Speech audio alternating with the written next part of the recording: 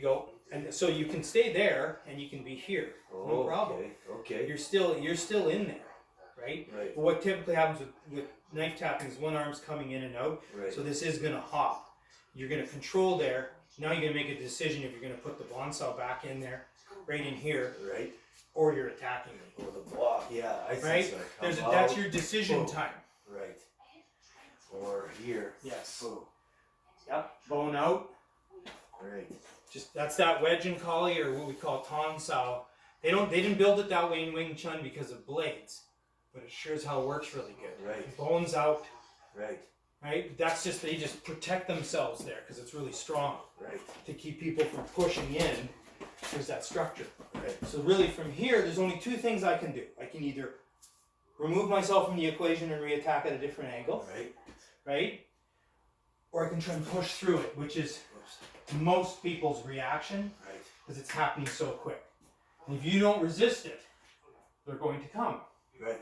And you just let Pass. You just let them kick their fucking legs out on them. Boom, right? You just let them go through because if you give them a path, Oh, I see. right? Okay. Boom. So now, We go. that's right. So how you flow the first part of knife tapping tends to be just 3s and 4s like this. So you'll lose my engagement, which is also good, right? This is that more advanced knife fighter because I'm out here and I just swing through.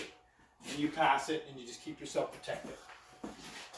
Then there's that serial killer, kind of whack people that have a motive and they stay in. Right. You don't want to kill. They don't leave because they're trying to grab onto you too. Right. Because this didn't work right away and they don't really have a lot of experience. So they're trying to punch you as well, right? Which one punch isn't really going to change anything at that distance. It's just going to piss you off. Oops. And then there's the cycle cases, Oh, which geez. will likely pull back Right. and keep going. Right. And you got to deal with the disengagement and the re-engagement. You got to direct them, and they're going to just keep on What about the pull out? shooting shit. Right. The pull out, knee pulling out, Yeah. right? That's this. Or like a backslash. Well, I would have to feel that. Yeah, nothing would change, right? Right, because I'm going to change my angle. Right. So this is me pulling out of that disengagement and using the same angle, Right. right? That's what that feels like. That's the same angle. That's still the body midsection. I can bring this up a little higher. You just swing more. It's the same Okay. thing. Now there's the overhand, Okay. dominant hand. Right. That's right. Okay, This is where your changes hubud it. comes in now. Over When you top start of going it. really high, your hubud is going to take over. Right. And then it's going to come down. And it's going to turn right into this again. Okay. This is where the sensitivity of the mixed drills actually becomes interesting. Because if I come over, you'll have a natural, just even hubud slap and go to hit me, but I knife you. Right. There's your dominant, and you're right back in the knife Right. tap. Nice. Right? Because I went to the area where we're doing hubud, you already have that skill set. Because you're just going to put a hand out, and then you're going to pass it over and go to the side. Right. You may not get the chance to throw your punch, Right. which is fine. It doesn't matter. What's happening there? Yeah. Because that's what hubud's all about. It's supposed to teach you engagement and disengagement. It's all it does. Right. Everybody gets too hung up on the things that are supposed to happen. That's right. And the knife tapping can happen anywhere. Right. You can go up here and pass it through, which is tough because now you're using that same side. But if you use that dominant hand, the cross hand, you can still pass it right through, right? Right. So if I go nice and high, even if you engage it, the opposite hand up high, like a tonsa, right? Even if I'm coming in here, even there, now you just bring me down and Right. around. Now to help that, you throw your bonsao in there. So Right. you're there, just on the way by. Right. And what you start to learn with the knife tapping when you're here, if I'm using a hubud and I pass it, it comes in here, this is my dominant. Yeah. I'm on the wrong side dominant, but as I'm coming through, I'll just engage my bonsao in there so I can gain control Right. and get rid of the blade, Right. right? So the angle changes. If I'm up high and it feels like hubud, Yeah. I'll let it pass the center line, but I'll control it, put my wedge in. Right. Now if you come back at the body now, there's my dominant rolls into the bonsao, right? It just depends on where it is. But I'm here.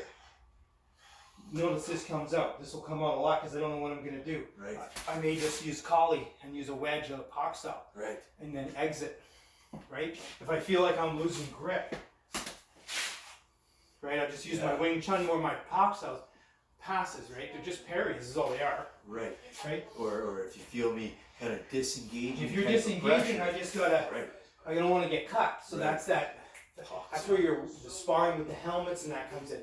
Your contacts are tiny and minute. They happen so quick. You're in and out, in and out. When you're doing full sparring, it's so fast and in and out. That's where you pick that up. Right. You go in to attack someone and it goes wrong and you pull back. Right. You'll learn that piece too. You're not engaged. That's that. You're fighting a knowledgeable fighter, an actual fighter. Right. They're using a technique, and you're like, oh, okay, that's a problem. You're gonna get that feedback immediately. Whereas someone that just rages in and they just stab it right into my neck. I'm probably gonna be in a hubad in that one, right? Because I'm here. Right. I'm here. Overhead. Now that's where having a raised slap hit type of familiarity is gonna come in to get me there. Because I'm never going to get into a stance or a formation or have the forward, but it's coming in. I'm going to put that arm up. Yeah, just the natural frame. Right? What I want to do is I want to gain control off that situation. So if I'm here, and even if I do a cover, right, like that, and now that turns into a hubad situation, look where I went. I go dominant hand, and I'm passing this to a wrist control. Right, so then I can take the knife away. Right, I'm instantly trying to get to control, which is all these drills terminate to control immediately. We want them as quick as possible. If someone's watching from the outside and it's real, there's no drill. No. Right, so even if it's here, I'm coming in instant control here and take the blade. Take whatever punches I get because I want this out of your hand. So it should only continue short little pieces. You're cutting me here. And I'm like, boom, control, take the knife. Right. Someone's going to see that and it's going to look like a short, rigid self-defense move. Right. But it was actually came from my drilling. Right. It put me in the spot and I had familiarity and I could do it. My body control on the guy in the bar comes from the wrestling. Taking people down and all the grappling and you're on your knees and you get body control and you know they have nothing. It was instantaneous. It's a familiarity. Right? And you're checking the boxes off and you, this is familiar. This feels right. You'll never do it if you haven't done it, if you haven't trained it. Right? You'll never thumb someone in the eye if you haven't spent time controlling their skull. Right. You'll never know what's coming ahead and what to prevent. As an option, yes. If you haven't experienced it. So let's go back to just dominant hand. We'll just do some 3 and 4 slices, and you can just work that bond saw back in there. Yeah, I need on both sides like this. This is that. Oh. What I get most people to do is this. How's that go? What the hell? Okay. Right, so you got a bond style and a crown style. And then just. Right? Okay. And you roll it. Okay. So if you've got one hand in and one here, it's going to roll like that. How the hell are you doing that? So let's start, because you can do it any way because you never know how you're going to catch it. Right. Or when it's pressure. The most dominant method, the first thing we did was dominant hand. So if the knife was coming in here, I wanted to catch it here so I could pass it. Right. That isn't as conducive to 2-arm knife tapping because I'm staying back. And this arm is doing what it's supposed to. Right. I'm not compressing into a clinch range. Right. If I compress into a clinch range, it's now better to catch it here because now it's a shield. Right. So I tend to use my left hand, right hand bond style. You get that frame. Right? So you're here. Passive. That's right. So you can walk this, depending on how you're walking it. If I just walk it over here like this, it's passing, right? That makes it tough. So you have to kind of, your hand's going to disengage, you're going to pass it and re-engage.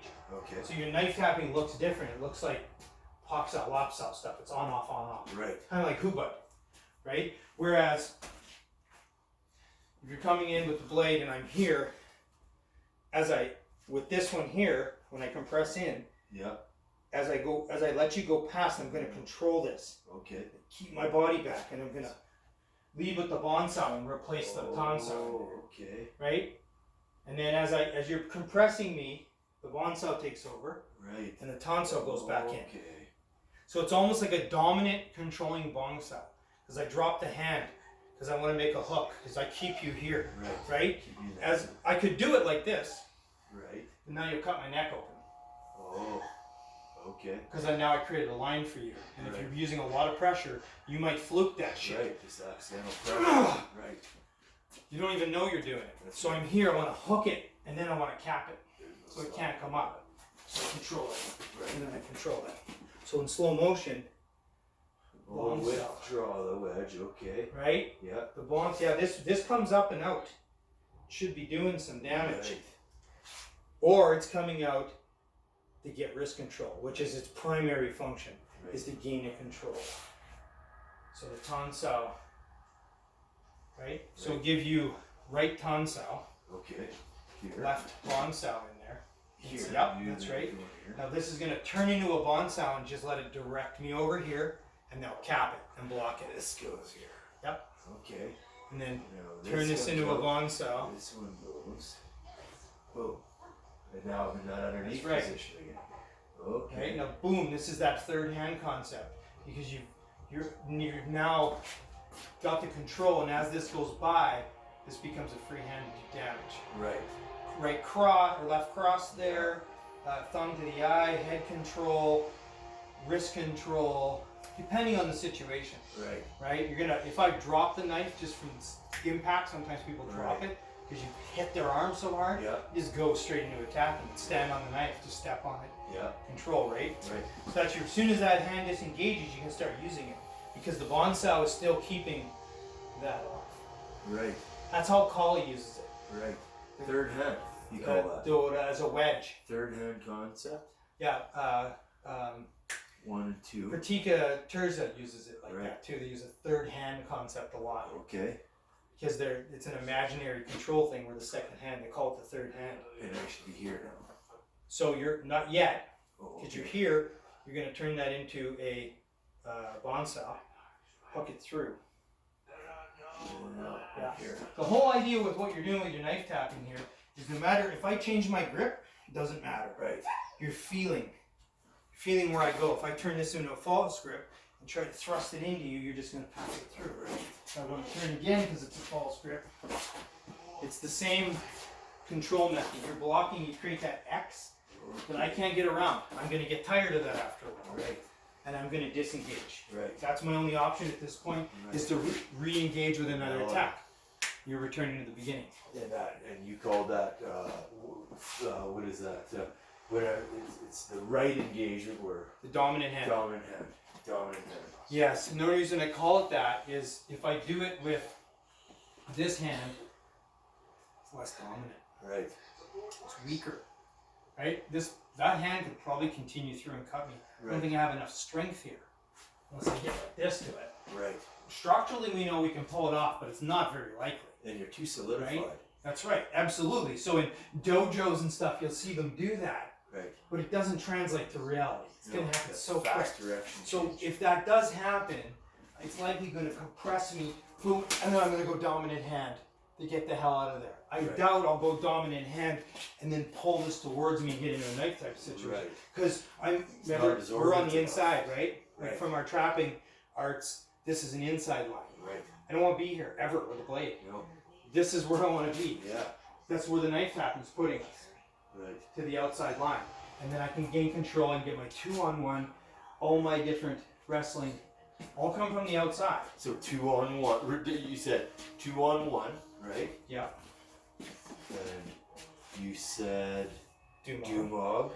and Right, you just said- for torso control. Right. Right? And then the other one was The from the same, elbow. from the 2-on-1, I can just bring the arm on top, Right. roll the elbow, Forearm. and just crank that bitch. Right. Right? Without even going to the disarm phase. But they all come from the outside. The dominant line. Dominant engagement. Yeah, the dominant engagement's going to get me to the outside line. Boom. Now I'm on the outside line. Right. Right? Yeah. That's the only way long distance that I could see you could ever pull it off. Because if I use it, if I'm doing this and you attack this neck piece and I use a parry, that's great, but I've lost my entry. Right. I'm too far away now. and no matter what I'm doing with my footwork, you're just going to come back. I'm still in the same amount of danger. I might be on the outside line, but I've lost all connection and control. Right. So that was a great evasion is all that was. Right, which is at the Game highest finish, level. game finish. We need those, but now you're coming again. So now do I do another invasion? Do I get lucky? Do I not get lucky and they eat the knife? Right. Right? So, if I receive, and that's why we do knife tapping in the first place. The sole reason it exists in my mind would be to keep the engagement. Right. Right? So long range, I'm going to use this, the dominant arm, and as it passes, I'm going to control this here and let that turn into the bond cell. Right. Now this is how you're going to get back to the knife tapping you were just doing, which is a little confusing. You see, I let this become the bond cell the whole time, and then I wedged it. Right.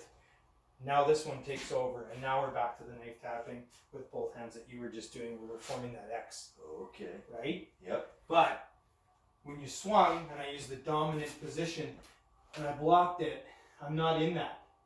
That would be this one. Right. I'm in this one. This is the more likely one I'm going to want to use, right? So I drop this into a bond cell, and I pass this through, and now I block it here. That enters me in. So the only reason that this would continue is if you turn that knife and you start attacking, Right. which is that middle pressure. Trained knife fighter's not going to do that. Right. He's going to pull back and start his own attack because right. this is too much information going on here in my direction, and instinctually you're going to be like, whoa, Yeah. right? But that person that doesn't get it is They might going to stay there. push through, and they might stay there, and that's where you're at. So you're just going to pass them through. And you're only ever doing this long enough to get a feel to get to the wrist.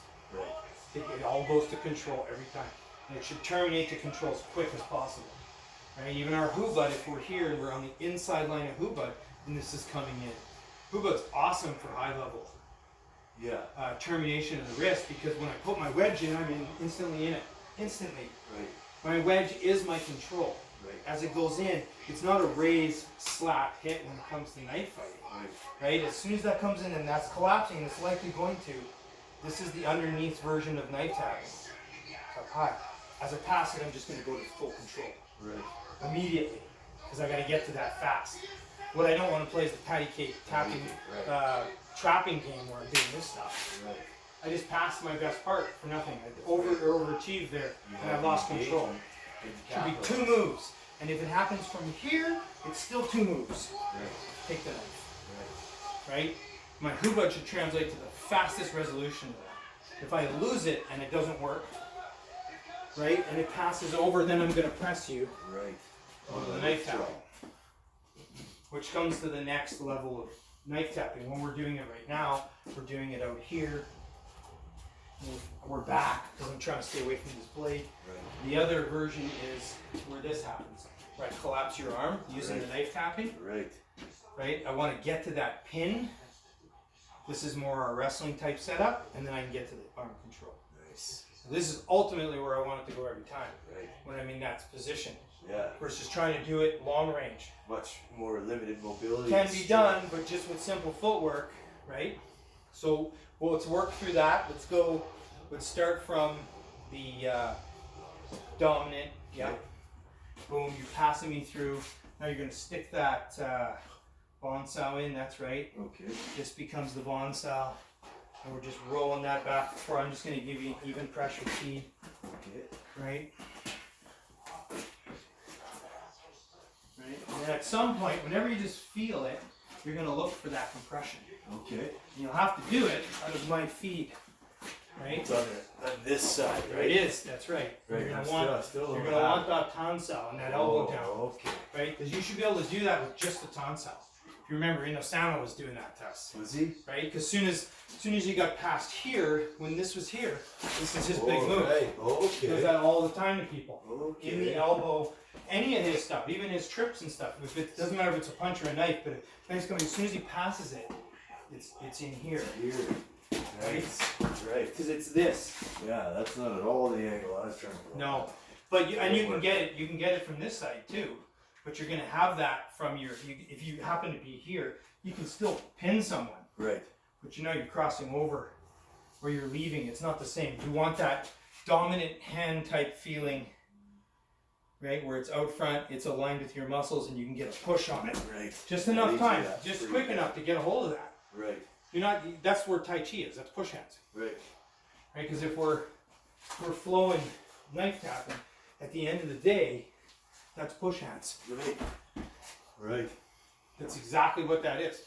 That flow comes out, and we push it. Instead, we want to pin it, but we only want to use it for a split second to get compression, so we can slow this wrist down from movement. Right. Just quickly to get a hold of it. Yeah. How we gain our control. I was trying to get your arm to bend and get the knife, but you're just getting the elbow into the body, getting that Which weapon. is- The weapon ends up way over here, away from you. Yeah. Which is, if we were doing this, if that was a straight thrust, and we did it like Wing Chun, right? Right. Boom. Here's the collapse. Right. It's an empty hand Wing Chun. They use it as a collapse, bring the elbow to the body. It's the same thing. Right. We're just accomplishing it completely different because Right. we're in the middle of a circular knife fight. I don't have the luxury of just pulling straight to center line. Yeah. No, you're getting The a really timing good is crazy, flanked right? angle too. Yes. Right. So if you're attacking my body here, right, my knife tapping pushes it there. Right. It'll stop you from hitting that. But I gotta wait though. I'm hitting, I pass it here, and then I'm getting in the elbow, and I'm pushing you to get this control. Right. And I'm going to assume that that's not going to be an easy process, and there's going to be a fight there. But if I've got you walking backwards just for a split second, I got a way better chance of getting that wrist versus trying it like I'm this. so much busier just trying to keep my balance. Well, that's exactly and it. attack. Which is what we talked about with interception. Bruce used that. Boom! It solidifies people for a second, and then you'd attack. That's right. And you wouldn't just, he'd catch them, right? Because it'd be foot, boom, boom, boom. Holy crap, where's all this stuff coming from? Because they're dealing with their leg doing something weird that they're not familiar with. And it's kind of the same thing. We're coming here, and then we go straight in. If I just try to get this out here, that's still your best advantage for you. Right. You still have your arm. You're going to fight me the most. I should expect that. Yeah. Right? I have space to move. The difference with the Hubud, with the number one attack, when I'm up high here, let's assume we'll do a little more realistic where I just kind of get blitzed here. When I pass it over, we're up high here. You're off balance because your arm's out there. Right. And this is swinging, you're overreach. It's like throwing a punch. We have no control when we're at the end of our punch. It's either knocking the guy out or we're missing. That's why it takes so long to recover from it, right? So that's the moment where I can come into this control. I have a much higher likely scenario of getting that control from a high grab, right? Versus being down here with the knife tapping in the body range here where we're engaged as I'm passing you by. Right. Right? Okay. So we'll just flow for this. And you were over here. Yeah, that's it right there. Way better. Okay. That's your Tai Chi of the version. That's nice. Right? Which is, if you could pop the knife out, you'd have a great takedown right there. Right. My legs are like literally crossed Yes. and sideways. Right? The double would be just sick. And you were going to your wrist control off that. The moment they just get some kind of slow in the action, right? Even if I'm going really quick with that, if I pick up the speed on it a bit, you push my arm into my body, Yeah. it all stops. It doesn't matter how fast it goes. Right there, this wrist stopped moving in relation to my body for 2, 3, 4 seconds. Plenty enough to gain a control. Right. Because in the knife fight, your whole mindset is that wrist. Which you gotta be careful that you don't forget about the other attacking limbs. Right. But it's still your priority. Oops. Right?